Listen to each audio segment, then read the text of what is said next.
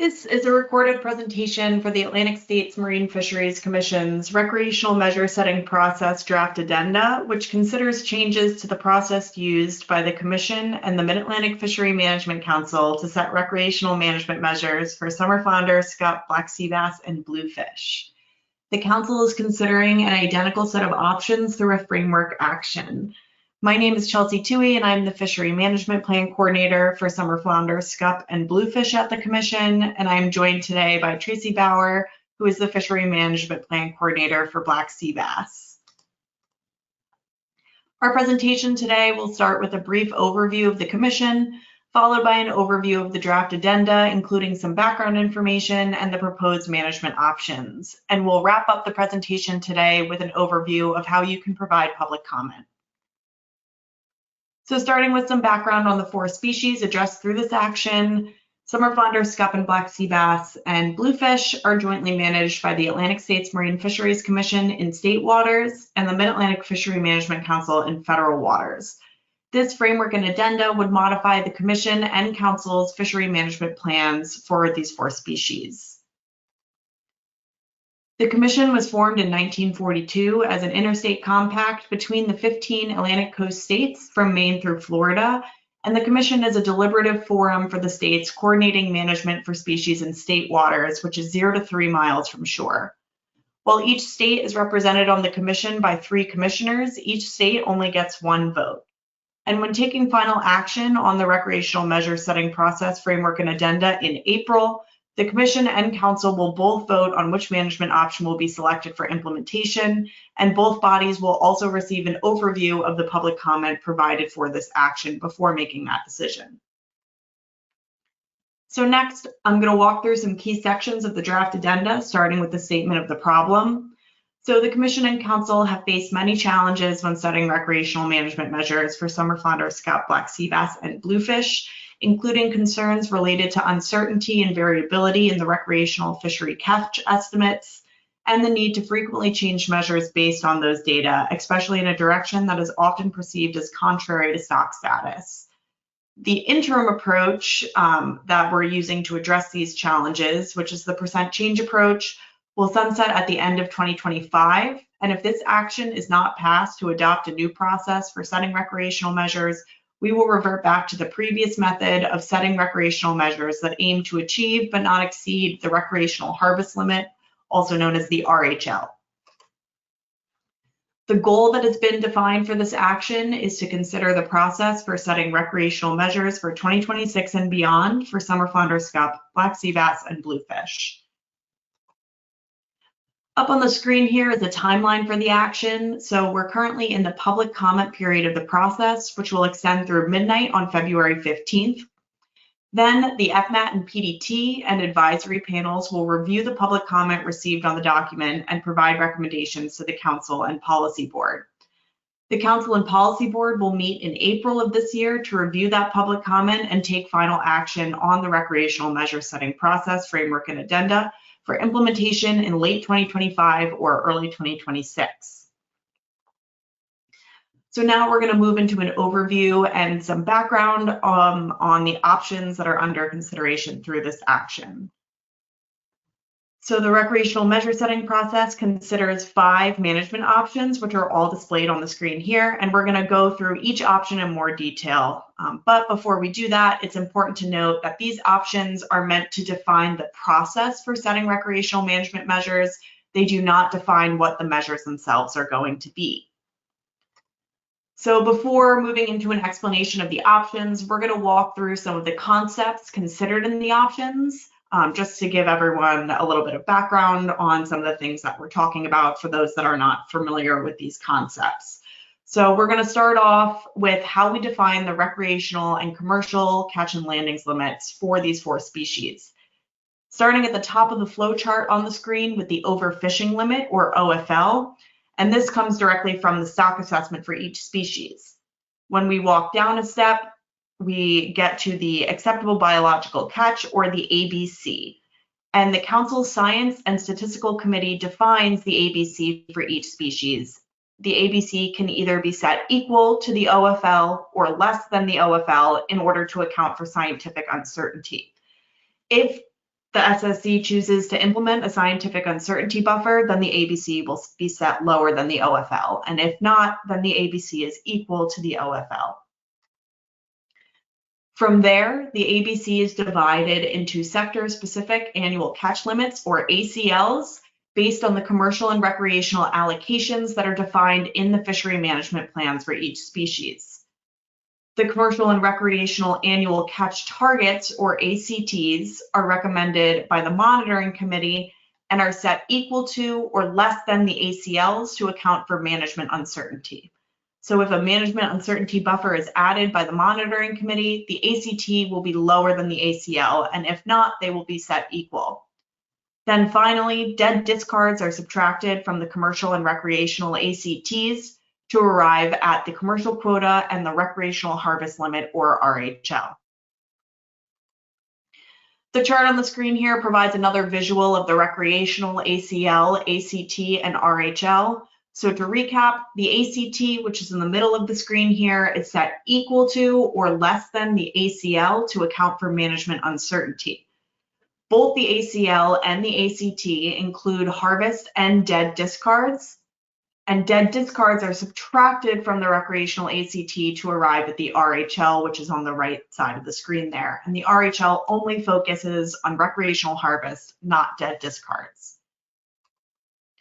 Moving on to fishing mortality compared to the threshold. A simple definition of fishing mortality is the rate at which fish are caught and killed from fishing. Fishing mortality is calculated in stock assessments and is used to determine if overfishing is occurring. The fishing mortality threshold is the maximum rate of fishing mortality that the stock can sustain without decreasing below the target sustainable level. When fishing mortality exceeds this rate, it means overfishing is occurring. The next concept considered by the options in the draft addenda is biomass compared to the target level. The biomass target is the healthy and sustainable level of a fish stock as determined by a stock assessment. If we're looking at the graph of biomass over time, the biomass target is that dotted line on top. One of the goals of fisheries management for summer flounder, scup, black sea bass, and bluefish is to keep these four stocks at their healthy biomass level. When we're speaking about biomass compared to the target, we're referring to the level of stock biomass compared to that target level. A stock is considered overfished if the level of biomass falls below the biomass threshold, which is shown on the screen by that bottom dashed line. If a stock is declared overfished, the Magnuson-Stevens Fishery Conservation and Management Act requires that the council implement a rebuilding plan within 2 years of that overfished designation. And the MSA requires that the council implement regulations consistent with the plan to rebuild the stock biomass back up to the target level. So again, that top dash line there. And then finally, before moving into the options, I wanted to make a quick note about overfished stocks and rebuilding plans. As a reminder, none of the following options in the draft addenda are meant to replace rebuilding plan measures. So for example, bluefish is currently under a rebuilding plan, and any measures for bluefish must continue to comply with the rebuilding plan that is outlined in Amendment 2 to the Bluefish Fishery Management Plan. However, because it can take up to 2 years for a rebuilding plan to be implemented after a stock is declared overfished, the options in this document may be used as temporary measures in that interim period between when a stock is declared overfished and a rebuilding plan is implemented. So now we're going to dive into the 5 options under consideration in the document. Option A, which is the first option, represents the no action option. So for this option, the percent change approach, which again is the process that we are currently using, will sunset at the end of 2025, and the previous FMP requirements for the 4 species will be used for setting 2026 measures. And that process is that measures must aim to achieve but not exceed the recreational harvest limit and are set for 1 year at a time. The remainder of the options, so the next 4 options, we'll consider setting measures for 2 years at a time, and this is due to the fact that it is anticipated that stock assessments will be available every 2 years for these 4 species. So again, the rest of the measures that we will cover today will be set for 2 years at a time. Option B represents the percent change approach as currently implemented, meaning the process that we are currently using to set recreational management measures and have been using since 2023. For this option, the first step in the process is the comparison of the RHL in the upcoming 2 years to a confidence interval around an estimate of expected harvest in the upcoming 2 years if we kept measures status quo. And that's represented by the leftmost column on the screen here.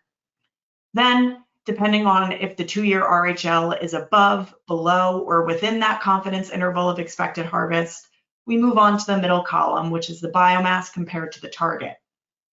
For this option, there are 3 levels of biomass, which are very high, meaning biomass is greater than 150% of the target. High, meaning biomass is between 100% and 150% of the target. And low, meaning biomass is below 100% of the target level. Depending on the biomass category that the stock falls into, this then determines the percent reduction or liberalization needed in the upcoming 2 years, which is in that far right column. So I'm going to walk through option B now using a different visualization, this decision tree. And all of the decision trees in our presentation today can be found in the appendix of the draft addenda document itself, which is on the Commission's website. So the first question we ask in the percent change approach is, how does the average RHL for the upcoming 2 years compare to the expected harvest? If harvest is expected to exceed the RHL, meaning an overage is expected, we ask how biomass compares to the target level using the 3 categories I just explained.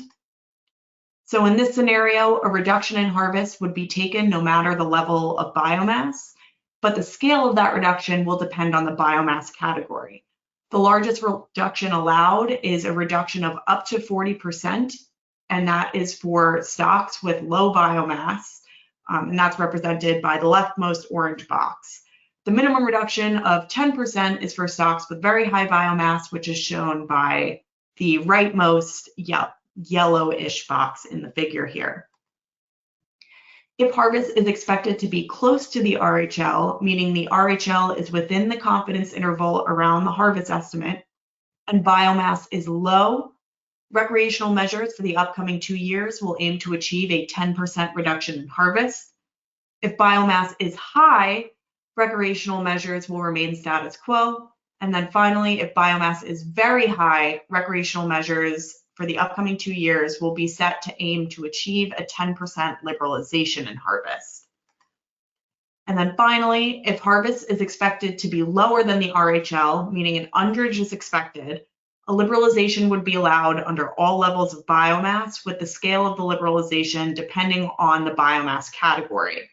So the maximum liberalization in harvest allowed is a liberalization of up to 40% for stocks with very high biomass, and the lowest liberalization would be a 10% liberalization for stocks with low biomass.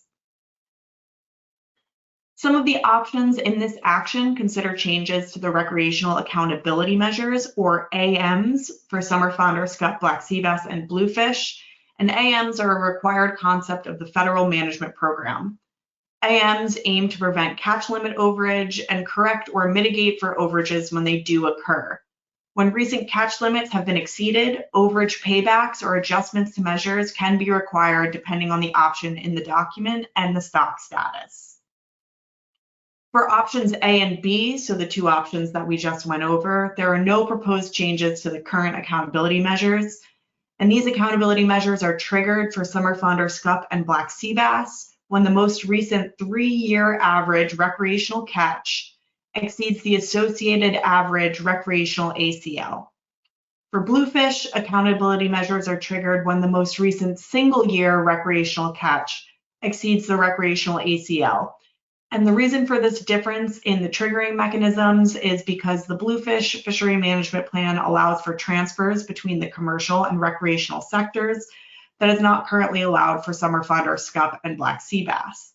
And the ability to utilize these transfers for bluefish may complicate using a multi-year average. So under options A and B, the response to a recreational AM being triggered would remain unchanged. I'm not going to read all of the details out loud, but key points are that the required AM response varies based on stock status. So for example, when the stock is overfished under a rebuilding plan or the stock status is unknown, the exact amount of the overage must be paid back. And then in other cases, there's a small scale of payback, and that scale of payback is tied to the biomass level, or measures are adjusted in a way that takes into account the performance of those measures and the conditions that precipitated the overage. Next, we're going to go through options C and D, which both represent modifications to the currently used percent change approach. The two modified percent change approaches are different than the currently implemented percent change approach in that they add an extra biomass category, they treat overfished stock separately, and have more status quo outcomes. So the currently implemented percent change approach uses 3 biomass categories. That is the left-hand figure on the screen here. Those biomass categories are very high, high, and low. And the modified approaches, which are shown on the right side of the screen here, add an around the target biomass level. In these approaches, very high biomass is defined by a biomass that is greater than 150% of the target. High biomass is defined by stocks that are between 110% and 150% of the target. That new around the target category is defined by stocks that are between 90% and 110% of the biomass target. And low biomass is defined by stocks that are below 90% of the target. So the first modified percent change approach is option C, which, like the currently implemented percent change approach, uses the RHL and harvest to determine how recreational measures need to change in the upcoming 2 years. In this figure, changes compared to the currently implemented percent change approach are highlighted in yellow. Specifically, these changes include the addition of that around the target biomass category and pulling out overfished stocks to treat them separately. I do want to note again that the overfished category in this approach and the approach in the next slides defines a process for setting recreational measures in that interim period between when a stock is declared overfished and a rebuilding plan is implemented, which, as a reminder, can take up to 2 years. Once a rebuilding plan is in place, recreational measures will be set according to the process that's outlined in the rebuilding plan. So another change to note in the 2 modified percent change approaches is the addition of more status quo outcomes. In these approaches, recreational management measures may remain status quo when harvest is expected to be close to the RHL, when harvest is expected to be lower than the RHL and the biomass is low, and when harvest is expected to be higher than the RHL and the biomass is very high. Option D represents the second modified percent change approach and uses the ACT and catch to account for discards rather than the RHL and harvest. This table up on the screen is identical to the table in option C, except for the use of the ACT in place of the RHL and catch in the place of harvest. So for example here, the first step in the process is to ask if the 2-year average ACT is expected to be greater than, less than, or within the confidence interval around the estimated catch for the upcoming 2 years under status quo measures.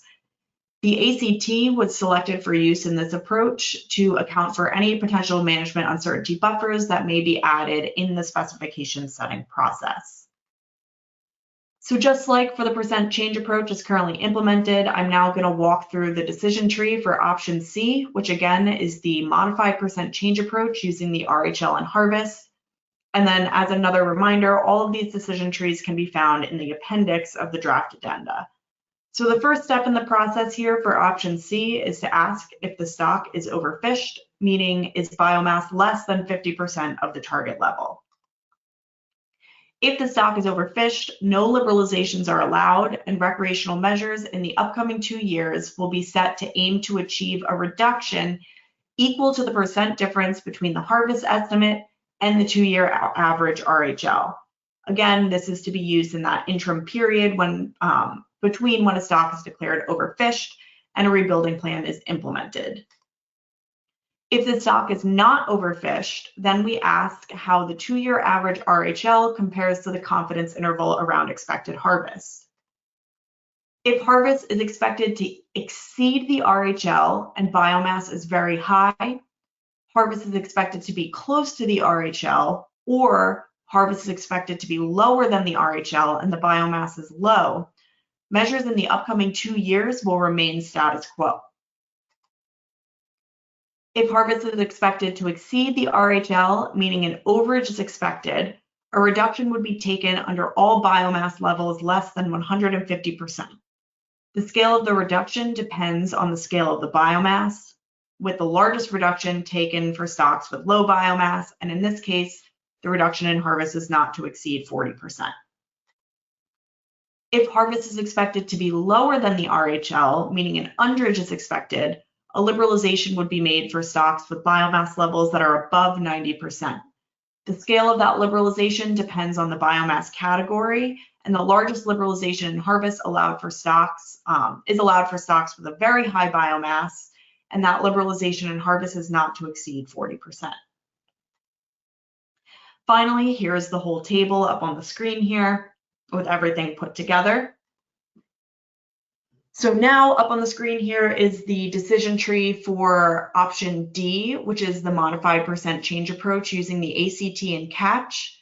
And the process is identical up on the screen here, except again, the RHL in this option is replaced with the ACT and harvest is replaced with catch to account for discards. So rather than asking how the 2-year average RHL compares to expected harvest, we ask how the upcoming 2-year average ACT compares to expected catch and determine if catch is expected to exceed the recreational ACT, be close to the recreational ACT, or be lower than the recreational ACT. When looking at the liberalizations and reductions that result from the table, those values will apply to catch rather than harvest.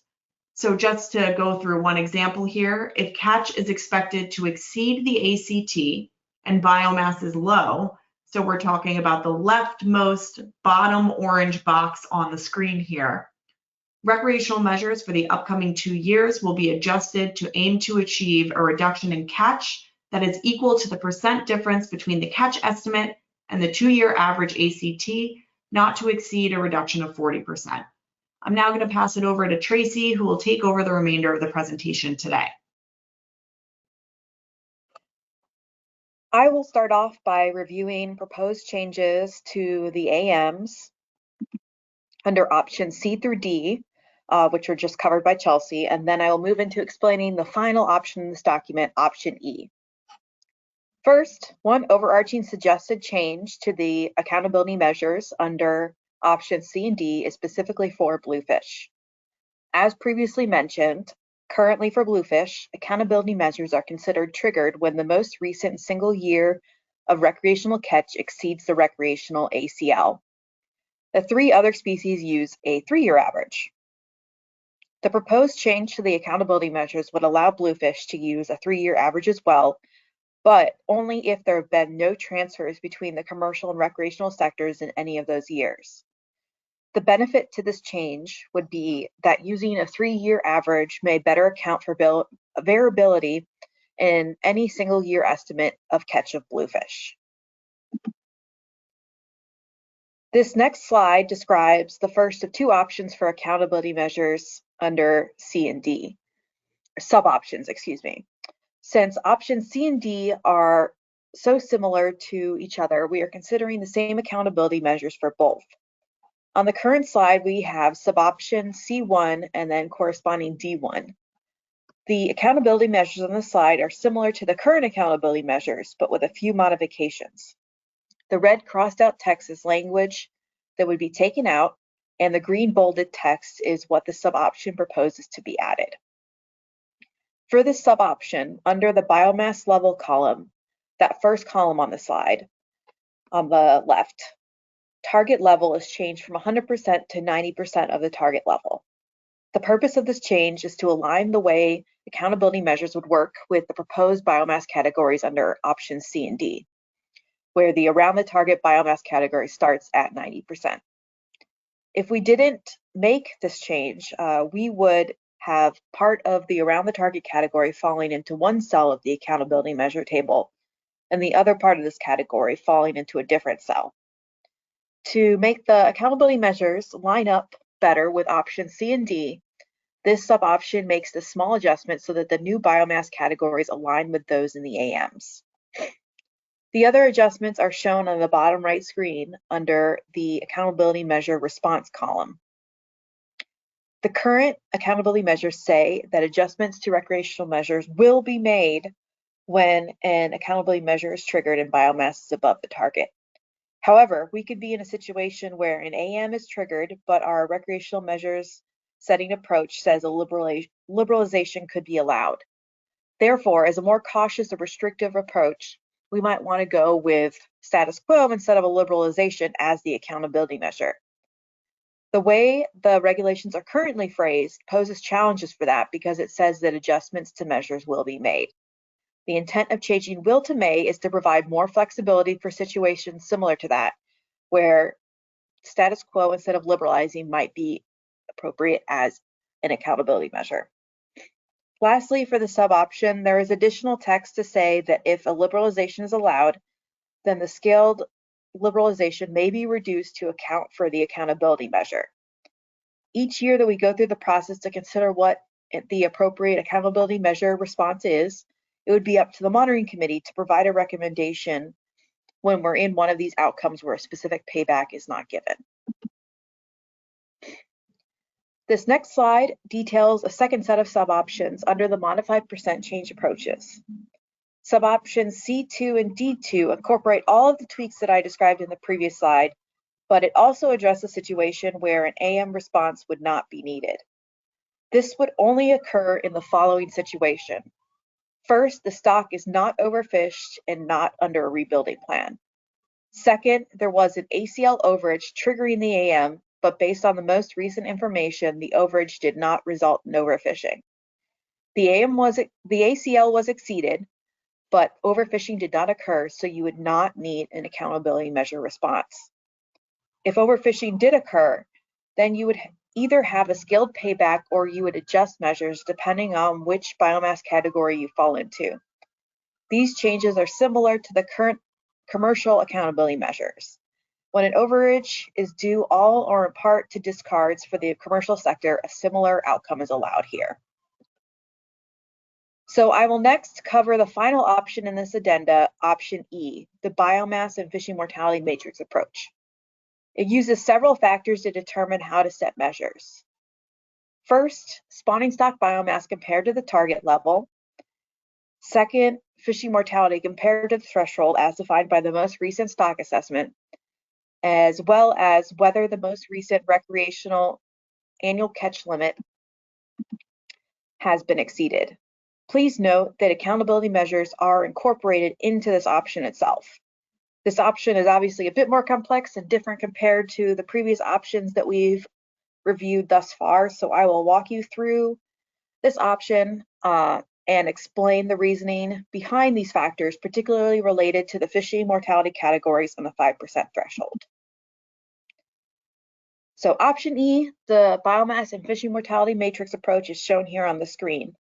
The biomass categories, which you can see on the left-hand side of the table, highlighted in purple, are similar to those described for the modified percent change approach, except that a near overfish category is added to allow for more precaution when biomass is 50 to 60% of the target, when the stock is very close to being overfished. In addition, very high and high are combined into the above the target category to minimize the number of biomass categories. Outcomes are more complicated specifically for stocks that are around or above the target. This is due to special consideration given to stocks with higher spawning stock biomass and the different situations proposed in this option. Next, the fishing mortality categories are highlighted here at the top. In the next few slides, I will explain each of these categories and their respective outcomes if a stock with biomass around or above the target falls into one of these categories. I will first review outcomes for if overfishing is not occurring, and then I will cover the right-hand side of the table when overfishing is occurring. To start, if a stock is above the target, meaning for this option that biomass compared to the target level is equal to or over 110% and overfishing is not occurring. This option allows for a 10% liberalization for the recreational fishery. This means every time the stock falls into this bin each cycle, the recreational fishery is allowed a 10% liberalization.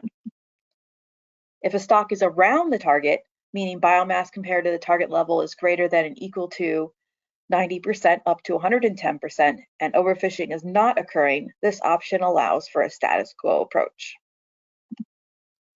The remaining fishing mortality categories reference the 5% threshold and include consideration of whether the most recent recreational ACL was exceeded, which are only taken into account, again, for stocks with higher biomass. The FMAP PDT did not believe stocks with higher biomass that were only a few percentage points over the overfishing threshold should be placed in an overfishing category, which could potentially require the recreational fishery to take a large reduction. Since, in general, fisheries are managed to achieve the fishing mortality rate at the maximum sustainable yield of that stock, we didn't want to require large changes to the recreational management measures, which could have a significant negative impacts on the fishery for only being a few percentage points over that overfishing threshold. The creation of the 5% buffer allows for this consideration. So, moving to what I have highlighted on the screen here, when biomass is around or above the target, there are two fishing mortality categories that give you the same result, status quo. First, stocks with biomass around or above the target and are fishing close to, within 5% of, the fishing mortality rate at maximum sustainable yield may remain status quo in this option. The second category is when overfishing is occurring by more than 5% and last year's recreational ACL was not exceeded, meaning or signifying that the recreational fishery did not contribute to overfishing. If overfishing is occurring over the 5% cutoff point for stocks with spawning stock biomass around or above the target, the FMAP PDT believed it would be important to also take into consideration whether the recreational sector contributed to the overfishing status. Again, the status quo outcome only occurs when a stock has a larger spawning stock biomass. And as you can see in the highlighted green box, it notes that the status quo outcome may not be applicable if an accountability measure has been triggered. An AM would be triggered for summer flounder scup and black sea bass if the most recent 3-year average of recreational ACL is exceeded. A recreational accountability measure for bluefish would be triggered based on the average of the most recent year recreational ACL or 3-year average if there were no transfers between the sectors in the last 3 years. Moving on to the last fishing mortality category, if overfishing is occurring by more than 5% and last year's recreational ACL was exceeded, meaning the recreational fishery did contribute to overfishing, then this approach calls for reductions. For stocks with biomass above the target, consideration is given to this high biomass. If it's the first time the stock has entered the overfishing is occurring by more than 5% and the recreational ACL was exceeded bin, the recreational fishery would need to take a 10% reduction in catch. If in the next cycle the stock falls into the same bin again, catch would then need to be reduced to achieve the recreational ACT with a minimum 10% reduction. The reasoning behind the stepwise approach is to try to mitigate the impacts of a large reduction by initially requiring a flat 10% reduction, and if the stock continues to fall into the same category, then catch will need to then be reduced to achieve the recreational ACT. In comparison, stocks with biomass around the target that fall into this bin are treated more cautiously, and so in that case, the recreational fishery would need to reduce catch to achieve the recreational ACT with a minimum reduction of 10%. For stocks that have low or near overfish biomass, the response is much more straightforward. Stocks that fall into these bins would have to reduce catch to achieve the recreational ACT with a minimum reduction of 10% required for stocks with low biomass and a minimum 20% reduction required for stocks that are near overfished. In both cases, if an accountability measure has been triggered, a scaled overage payback would be deducted from the ACT. Finally, as with the other modified percent change approach options, we have separated out overfish stocks into their own categories with no liberalizations allowed. Reductions are required as needed to achieve the recreational ACT until a rebuilding plan is in place. Lastly, before we move into information on how to provide comments, and I wanted to cover one last general topic.